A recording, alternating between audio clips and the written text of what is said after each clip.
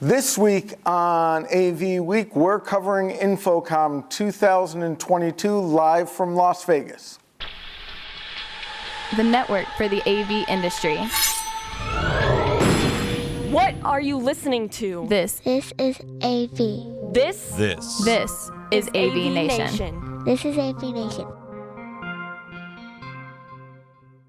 This is AV Week, episode 564, live from InfoComm Part 1. Support for AVNation is brought to you by Sure. Sound extraordinary. Welcome back, everybody. This is the AV Week special, episode 1 of the wrap-up of InfoComm 2022. I'm Bradford Ben, your host with the most for this week, and I want to introduce you to a couple of my friends, and we're going to talk about some of the things that we've seen and experienced at this year's InfoComm. I'll start at the far end. Oh, putting me first. So Victoria, I am going to make up stuff about her. Victoria and Aaron from Stream Team Services, did I get that right? Stream Team Studios. Stream Team Studios have actually been our production assistants and show coordinator and wrangler, and she has been responsible for me knowing who I'm talking to, the company name, and more importantly, being on time and cutting me off when I run too long. The rumor that she has a shock collar attached to me on my ankle, we'll just let that go. So, Victoria, after that great intro, please go ahead and introduce yourself a little bit more and probably better than what I just did. Oh, no problem. Well, hi, everyone. My name is Victoria Barella. Depends when you ask me what I am, but right now, currently, I'm a small business owner working under Stream Team Studios. I'm a co-founder with Aaron and Stuart Dixon. So we have a company right now that's doing live streaming production, and we also do event project management as well. So during that time, there's a lot of changes in the past 2 years, and we filled a gap that was in need during that time, and we brought in all our colleagues who were out of the live events world for a little bit, and just kind of supported them, supported nonprofits during that time, and put together a team. And that's our story right now, and we're really leaning into event project management as well. Next to her, in the middle and in the unwilling center square, shall we say, is Misty Chalk from Bright Sign. Would you like me to make up stuff about you, or would you rather make up stuff about yourself? Sure, go for it. So Misty Chalk has been with Bright Sign for over 10 years. She entered the industry at the age of 5, 30 years ago when Corey Schaefer entered. She drew the short straw in being able to be the one that comes here, and no one warned her of what she was getting into. So part of that's actually true. The back half is. I'll let you go ahead and explain the rest of it. You did pretty good. See? So my name is Misty Chalk, and I am the Director of Sales and Federal at Bright Sign. So I manage our commercial team across the U.S. and Canada. And for those of you that don't know who Bright Sign is, we are the global leader in digital signage. We make the purpose-built digital signage players that are all cloud connected. And finally, rounding out this group is my new best friend, Taylor. This is Taylor Moore from AVNation. He has the unique position of being a first-time attendee at InfoComm, and then Tim throwing you into an interview with me. Yes. So, would you like to tell people anything about yourself, or do you want me to make stuff up about you also? I don't want to see what you're going to make up about me. So Taylor was born and raised in Southern Illinois. I'm making stuff up because I know what's wrong. He went to school in Southern Illinois. He specialized in physics, and he actually attended Valparaiso University on a physics scholarship. He got the job at CTI. And then once he found out that CTI purchased AVNation and I came as part of the package, he immediately went to Tim and asked if he could join AVNation. Wow, that was so accurate. It is, isn't it? Do you want to tell people the truth, or we're going to go with my version? No, I'll tell them the truth. Okay. Okay, so I'm Taylor. I'm one of the editors for AVNation, and I joined the company back in August of 2021. Having fun so far, and yeah, enjoying my first ever InfoComm. So yes. So, First ever. First ever. First This is my ever. 24th. Wow. First ever trade show. First ever time in Vegas. So. Oof. Wow, that's a lot of firsts. I've been told I have to be nice to them and not show them the true Vegas experience. Well, that's no fun. Yeah, that's I know. Blame Tim. Ankle bracelet. Okay. So, because Mr. You and I have been attending since this was ICIA, I have to ask you, this is the first big show that we've had in 3 years since the before times. What did you think? Well, I think the halls could have been closer together. No, for real. Yes. Yes. I thought the show was great. I think it was interesting that it seemed to have a lot more conversation than we've had at past shows. Past shows, it seems like people are kind of trying to get in and out of booths as quick as possible. Felt like there was more time to kind of spend time with people, probably because there wasn't a lot of product. There's more people than product this year, but I definitely noticed that there was a lot more conversations being had versus, just kind of getting people in and out of booths. Okay. Taylor, you're going to be last because you have nothing to compare it to other than exactly. getting to meet me and Tim. Right. Victoria, it's your call now. So I know we've been to other InfoComms together. First big family reunion in 3 years. What's your feeling about it? So I've been going to InfoComm, I believe, since 2015. And this one's good. I agree with you. Usually I'm on the other side, we're either running around the trade show or I'm stuck in, the studio and helping, people record interviews. But I was actually able to go out during my lunchtime and see and meet people and talk to people and just be able to connect with people on the floor and see what they're doing with their company during this time. So that was the best time for me. Okay, so this is going to be much more loaded for you, Taylor. No pressure. Of course, no pressure. No pressure. Right. It's not being recorded. Just pay attention to me. There's no one watching besides our friends. Got it. They're just people you haven't met yet. Obviously. So, first time in Vegas. Yes. First time at InfoComm. Mm-hmm. I would like to know, and Misty's laughing already, but she knows what I'm about to do. Oh no. Impression of the first time in Vegas, besides hot. Oh. And impression of the first time at InfoComm trade show as a newcomer. Well, first time in Vegas that's a lot. Like, it's such a big city, and I want to explore everything. But I don't know. Vegas was fun. Vegas is hot, but a lot of bright lights, a lot of big sensory overload, Okay. and then InfoComm. A lot of bright lights. A lot of bright lights. Exact same thing. Yeah. No, InfoComm is very interesting. Someone who didn't know the AV industry going into it, I found it very informational. Talking to all the booths and walking around and listening to people's stories and whatnot. So I don't know, InfoComm was fun. I wish the halls were a lot closer. I was not expecting to walk from one end of the building to another end of the building multiple days in a row. But I guess that's the price you pay. So yeah. Okay. I had fun. So I will comment about the size of the building because I've been to ISE and I was at InfoComm last year in Orlando, and How was the InfoComm Orlando as well? wasn't it much smaller and not quite as much fun as this big family reunion? Oh, yeah. But going from one end to the other, because it was one big long line, you did still walk Oh, forever. you still had to walk forever. You'd think a smaller show, you'd get away without walking, but we did not. But at least for me, and I guess as a manufacturer as well as a longtime attendee, the growth in attendance and size and number of exhibitors has definitely gone up. Do you think this is a great sign, good sign, Gone up from non-sign? last year or gone up from pre-COVID years? Gone up since the now time, so last year, and obviously the canceled show doesn't, or postponed show doesn't really count. But yeah, compared to Orlando, I think it's huge. I guess I don't understand. Are you talking about the one in October? Yes, that was the last InfoComm Yeah, to that- now. I feel like they're not comparable. Right, so yeah, I fully agree. What are we comparing?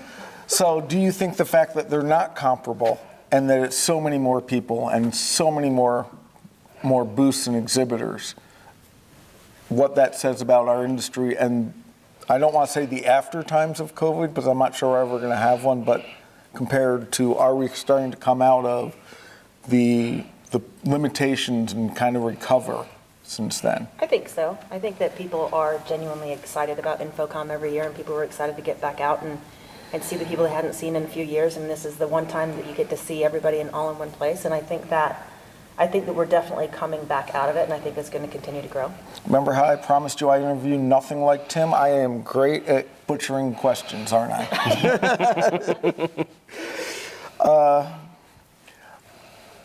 I'll ask you too, Taylor. I know you have nothing to connect it to. Victoria, do you think this is an overall, yes, this is great, we're back, fun begins again? I don't think we're fully there yet. I still think it's still like, or maybe it's changed. You know, I don't think it's ever going to be like it was before. I still think it's hybrid or virtual, or, you know, some people are still interacting from afar, or they want to come back in person.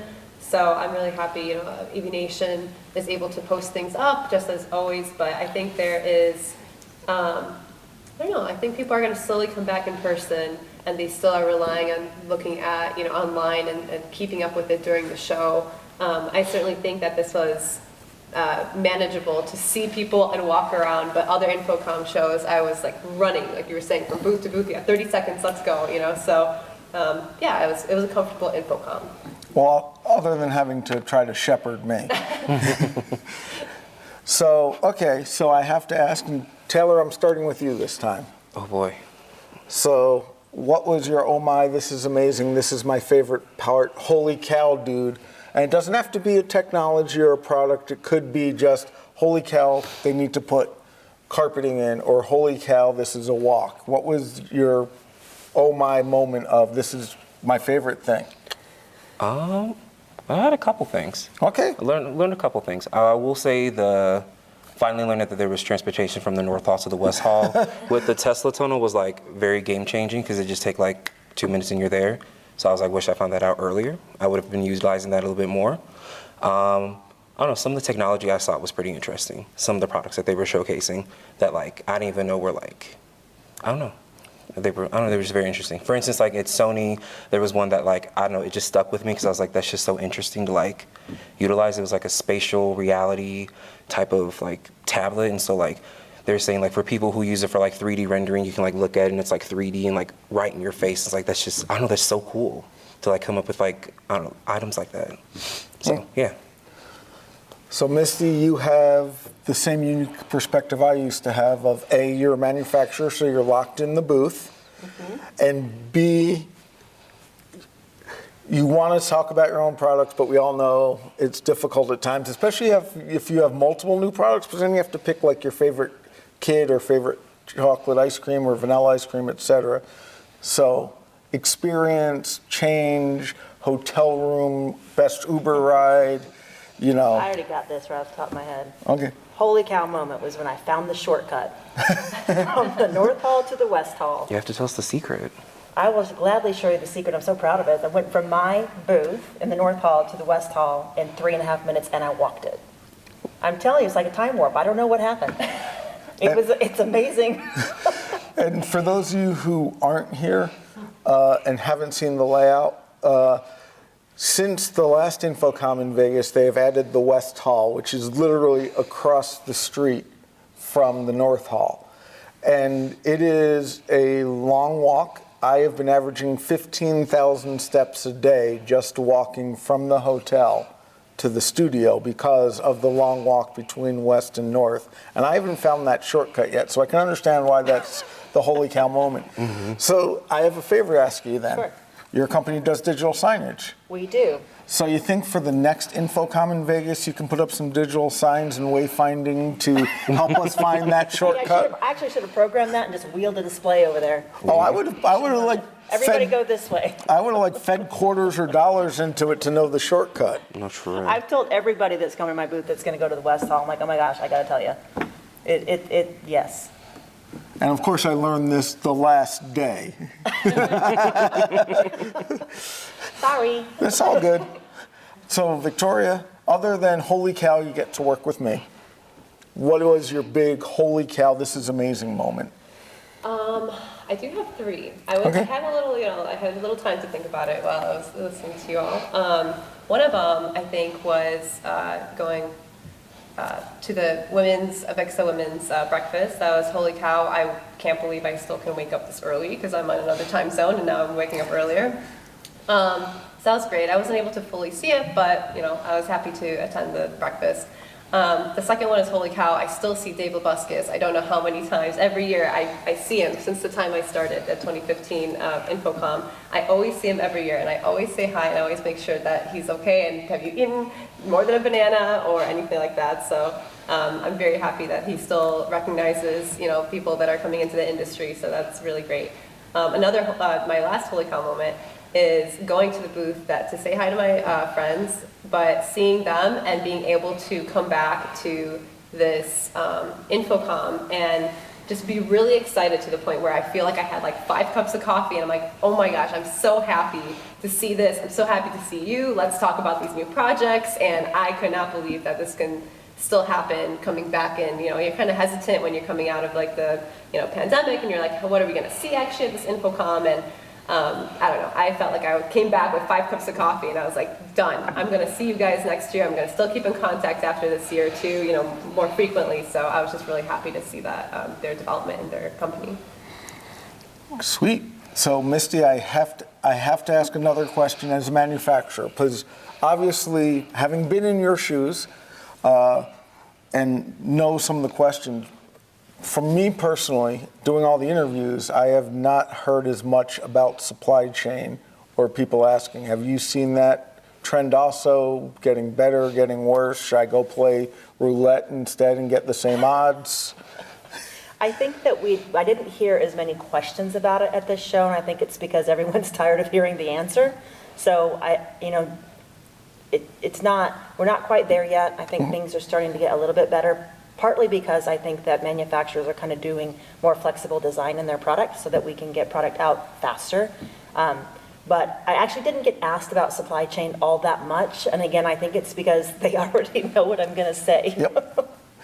And for those of you who have been our dedicated listeners, go back and listen to my talk with Dante and Audinate about the Sony PlayStation 5 and its output and how I use that as the bellwether for supply chain. It's very in-depth, and everyone's like, how did you come up with that? But basically, that is how I'm going to know the supply chain's recovered. I'll share it with you off camera. I don't want to make them have to watch again, because you're looking at me like, this is nuts. So I know I've been given a time limit, right, Victoria? Yes. How am I doing on it?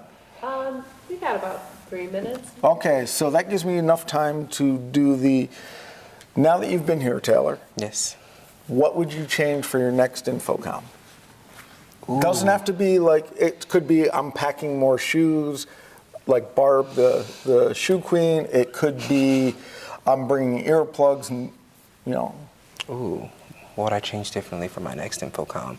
Probably wear more cooling, more clothes that are like breathable. Yes. The first day I was like, I'm gonna wear this button down, I'm gonna wear some slacks, I'm gonna be like absolutely great. And then I'm walking around the show floor and I'm like drenched in sweat and I was like, oh, this is gross. Like, Yeah. I'm too hot. I'm like, I feel all tight. So I was like, I gotta change it to a polo. So the next time I'm gonna pack more polos and like pack some shorts and just like, I don't know, be more cool and comfortable. Well, you're already pretty hip. I think you can do cool. Oh, well, Yeah. thank you. I try every day. So, Misty, besides make sure you know about the shortcut, but it's in Orlando. It's in Orlando next You year, don't need a shortcut. as far as you know.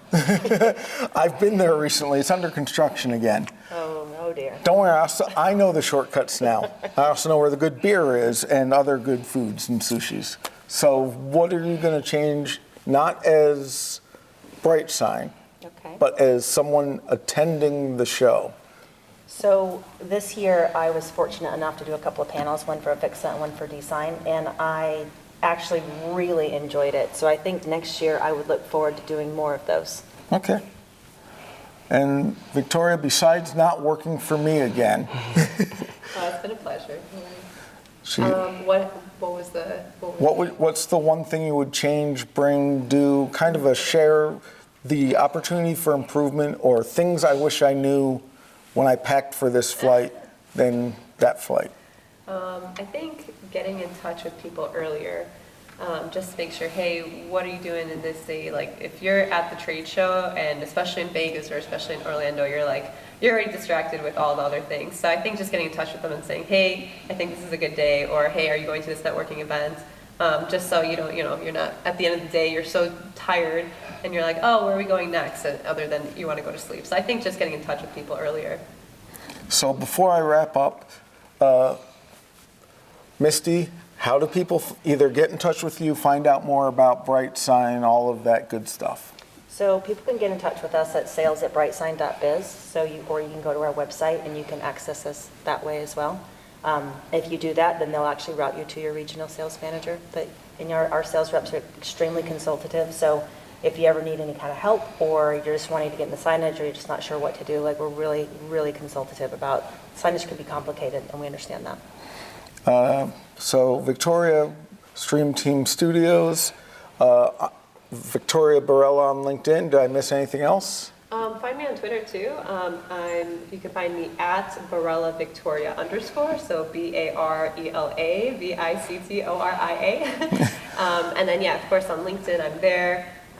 You can find us streamteamstudios.com, and just shoot me an email too, Victoria@streamteamstudios.com.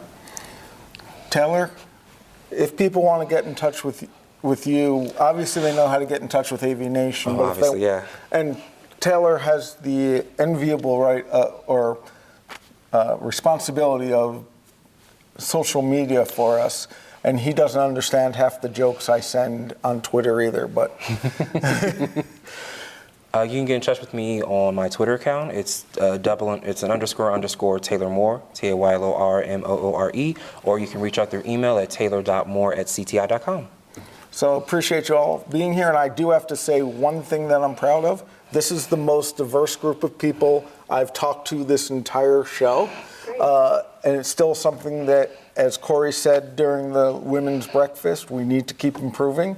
So let's notice it and applaud it when it happens. And I got to give a lot of credit to Tim and Paige and the rest of the AVNation team for making sure we do that. So thank you all for watching. Thank you all for attending and putting up with me. Look forward for episode number 2 of this great mini-series coming up in a little bit. Hello, everybody. Yes, I'm still Bradford Ben. Yes, I'm still covering InfoComm 2022 for AVNation, and this is episode 2 of our InfoComm 2022 special. We've also decided to change it up a little bit and put me on the other end of the table.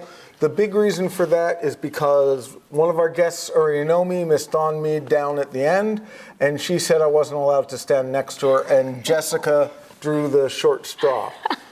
Lucky, I guess. Lucky, you guess. So now you have an important question. This is like going on Jeopardy or a game show. Do you want me to start introductions with you or someone else? Oh, you can start with me. Absolutely. Okay, so Jessica is from One Firefly Digital Marketing Services, and they are exhibiting here at InfoComm. This is your first time exhibiting. However, they are in a unique situation as they do digital marketing for integrators, the Pro AV market. Yes. Have I messed anything up? Should I tell more lies? So far, you're doing good. Just like he said, we are a full-service digital marketing agency that helps folks just like yourselves help your businesses grow. So we can help with anything from websites to social media management, Google advertising campaigns, graphic design, blogging, emails, you name it. And we exist to help folks grow. And next to her is Jenny Hicks from Midwich. I'm very happy to have you here, not Chris Netto. Not that I don't love Chris Netto, but the English accent, because you're actually from Midwich HQ, is going to class up the show, and any show with me needs as much help getting classed up. Well, you are welcome. Thank you. Why don't you tell the people a little bit about yourself? So I'm Jenny. I'm the head of technology for the Midwich Group. So we span a great number of companies, but in North America we're represented by Starren Marketing. I also have a little talk show with Chris Netto, hence our double act. But I look after new technology ventures for the group and acquisition rationale. Okay. And then the far end who said I couldn't stand next to her is AV Dawn, also known as Dawn Mead. You had to think about that, didn't you? Yes, I saw the bag. I'm not going to lie. I don't remember my name at this point. Now, I am not allowed to disclose where Dawn works for. She's in the same situation I was of it's some type of acronym and I don't want to know. So why don't you explain what you do, because if I make it up, I might get a knock on the door. Yeah. Well, anybody that's watched AVNation or listened to AVNation the past few years knows I was an integrator for 20 years. I always worked for little mom and pops. A few years ago, I went to the dark side. They had cookies and a whole lot of money. So now I work in the defense and government industry, and that's all I'm allowed to say about that, or I'd have to kill you.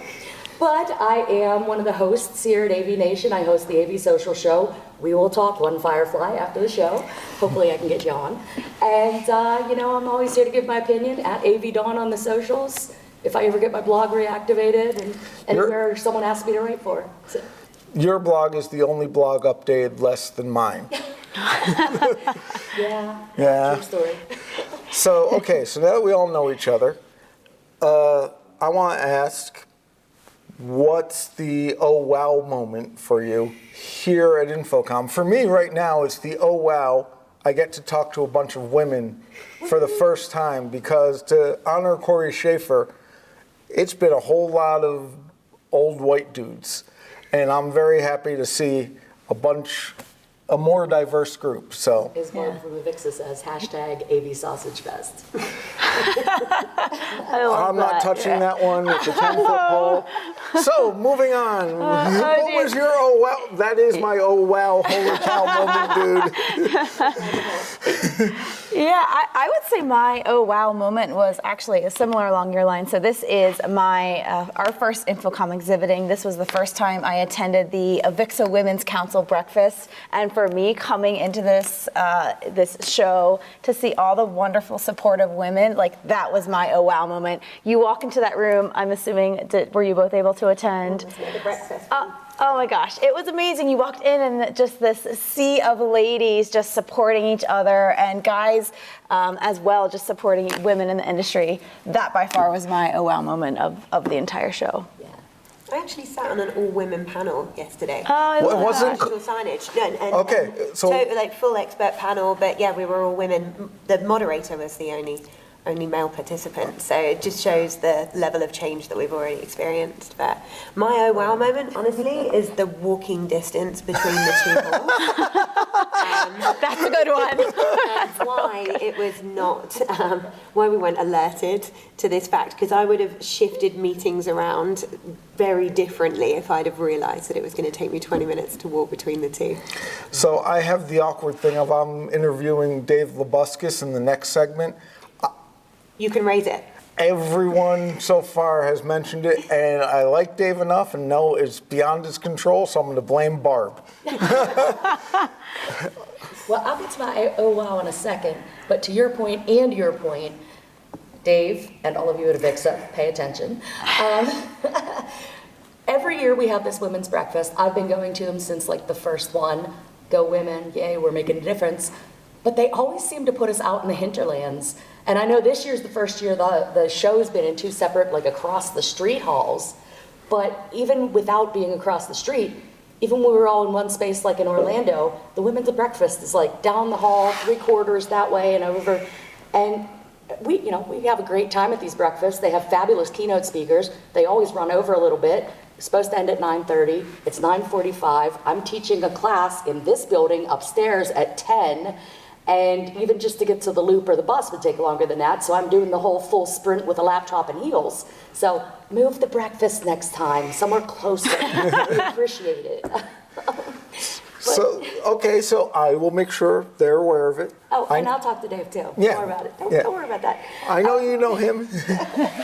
My oh wow this show, well, first of all, it's been oh wow humans again. I get to see people again. Yes. And I warned some of you all in advance on social media that when I saw you, you are getting hugged and it's going to get weird because I haven't had human contact in like 3 years.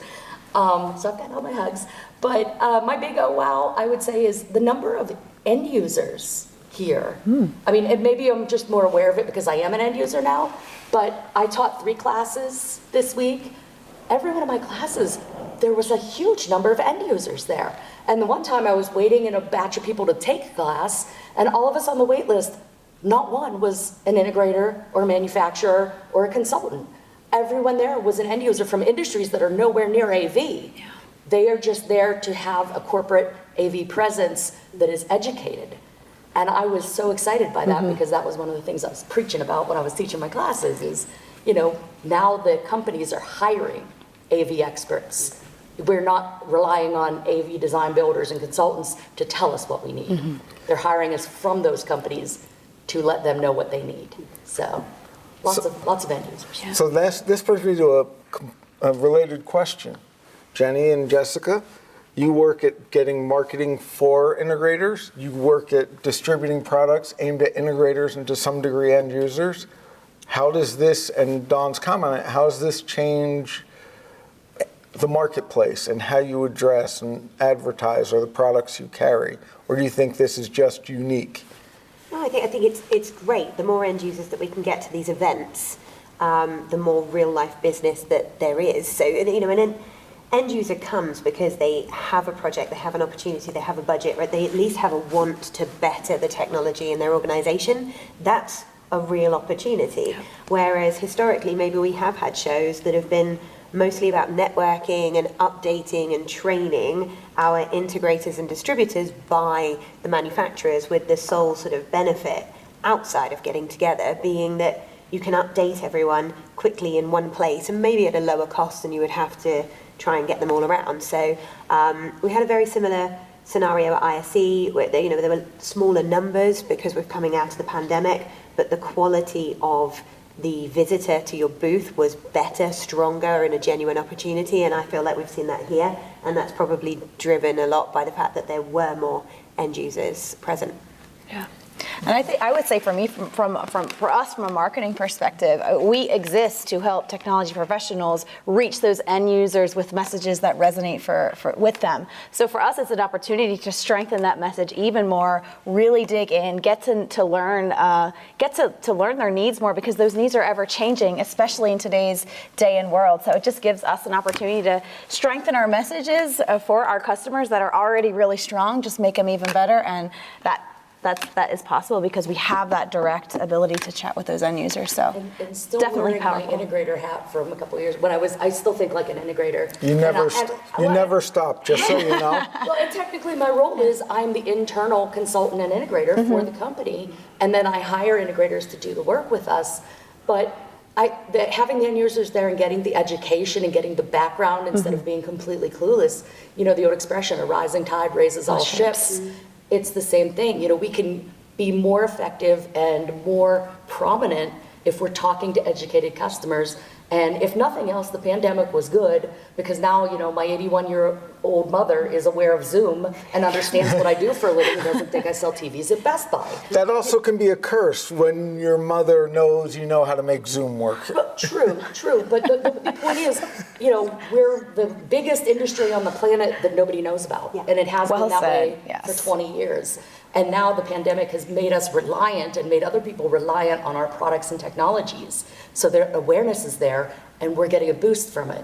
And as we educate our end users, we'll get more of a boost. That'll be good for you guys. And the tolerance of using that kit as well. So like you said, this older generation now know how to make a Zoom call. Do you know what else they know how to do? Scan a QR code and access a menu and so on. So all of this tech and use case that we've been sort of thinking, this is what we need to do. And the public spaces and the users have said, well, we're not sure that everyone that walks into our store or everyone that's in our building will like that. That's gone out the window because everybody on the planet has become this expert in personal tech use, and it's great. It's opened the door for all the stuff that we've been developing for years. And organizations like mine will be more willing to spend money if they understand what they're buying and why they need it. Absolutely. So that brings me to another question then. And more technology, understanding Zoom, getting the headset so you can buy them for 3 months, etc. Do you think the importance of meeting equity and driving some of the online meeting experiences is a big thing for the industry? And how do you think this provides us, as you said, more chances for education, but we're all coin operated, as I've said blatantly many times. Is this a growth opportunity of improving the home and the office? It's a huge opportunity. Absolutely. And Absolutely. Dawn said it's put us on the map in terms of our technology. There's so far to go. And I do worry at the moment that we're seeing manufacturers try and deliver us a product, and so many products for every possible use case, size of room, style, culture, etc., to be able to say we can deliver meeting equity through hundreds of options. I don't know if that's necessarily the right way to go. I would have liked to have seen at this show some more fixes around speaker tracking in rooms and so on, and what I'd really have liked to have seen is development in the remote user's ability to control their viewpoint of a room, and that's where we kind of need to go next. But we are fresh out of a pandemic, and most people have had to turn their attention to supply chain issues, product shortages, and just making it through this, very strange period of time that we've just been through. And I hope that R&D now starts to come, and that we get those real innovative movements in meeting spaces to bring the equity. Yeah, because that's not changing. I feel this hybrid workspaces, right? That is here to stay. It's going to be here to stay. And so I couldn't agree more. I think seeing more solutions that really help tie that whole experience together and make it better is and to Bradford's question, based on something you said, as an industry, we're starting to pay more attention to these supply chain issues. Yeah. Well, there's your money opportunity right there. We are seeing a lot more of opportunity for at home and at work, because part of the supply chain issue of getting glass for some of the big displays is everybody sat at home for 3 years watching Netflix and having their kid go to school on the couch and realized how out of date their tech is at home. Manufacturers were thinking that there isn't going to be a boom in tech because we're all sitting at home, and tech buys went through the roof. And those few of us that were essential and working through the pandemic couldn't get secure monitors because they're making lots of TVs and making lots of iPads and things. So, we're just going to grow. Yeah, I agree there. And to your point of the thinking and the forecasting, Ford Motor Company has actually come out and said, we thought everything was going to stop, and so they shut down production, et cetera, and it actually went up because people had more disposable income. Yes. But for you, Jessica, since we talked a little bit, you do both professional, I hate to say, commercial integrators as well as some of the residential integrators. Yes.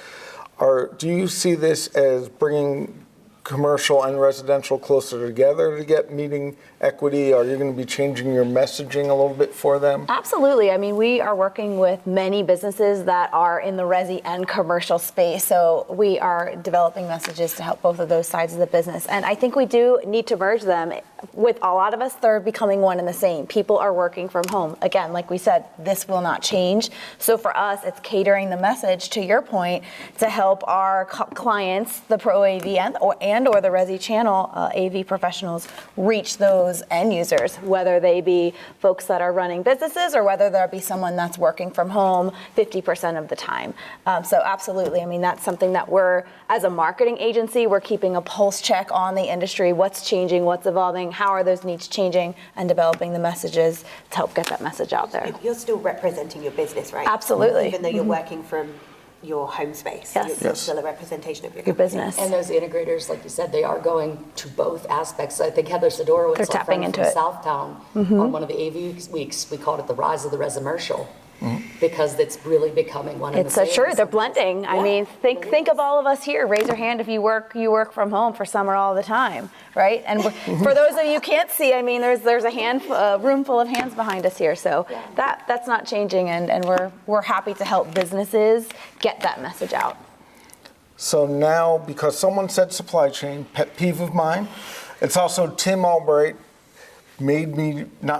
somehow appointed me as the AVNation sage of supply chain issues.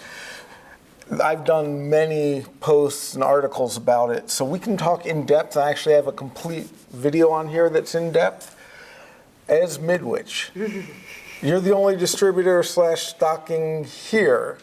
I'm not going to ask you how you're dealing with it, but have you seen a change instead of people going, hey, I need this tomorrow, to, hey, I'm going to need this in 90 days, or is it just you're scrambling?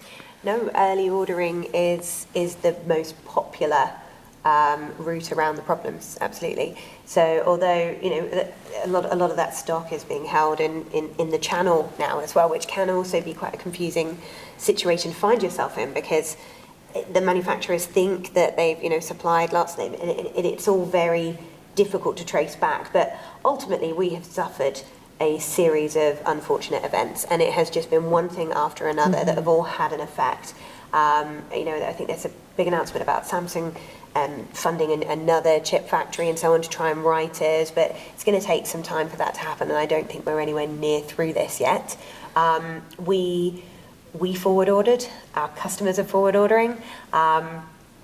Getting allocation from manufacturers, is tough and difficult. What's been interesting is to see how it has moved and adjusted by different categories. And when we started this, our biggest concern was displays. Now that we're right in the thick of it, it's collaboration and audio products. So it does make you wonder that, like you said, these categories that thought things were going to slow down and then they didn't, they have suffered first and they are now righting themselves. So cameras are coming good for us, displays are coming good for us, and suddenly conferencing or collaboration and audio is starting to suffer, and we'll just have to ride this wave out as it goes.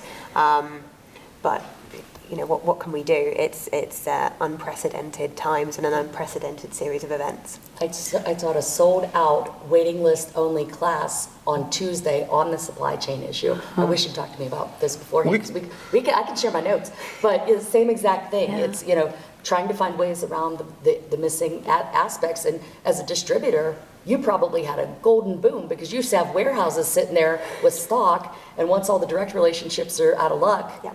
All the distros they're coming are to you. empty in those They're warehouses. coming to you, yeah. And I will say, because my personal feelings, go to your distributor that you know and is a person and can help you. Don't go to the big box store and click a button, because having sat on the other end as a manufacturer, it's much easier to work with a distributor as the manufacturer than to the big box stores. Unfortunately, ladies, as much as I love this discussion, and I'm sure we're all going to be talking more offline because I need help getting people for my business. Can you tell our audience best way to get in touch with you, your company? You can't talk about your company, but we already hype you.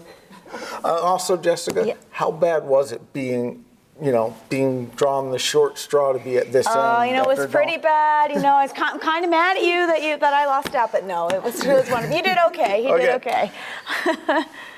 So how can people? All right, yeah. So you can find me personally on LinkedIn, Jessica Kramey, Kramme Weiss, and you can find One Firefly, onefirefly.com. We love to chat with you. If you need help with marketing, give us a call.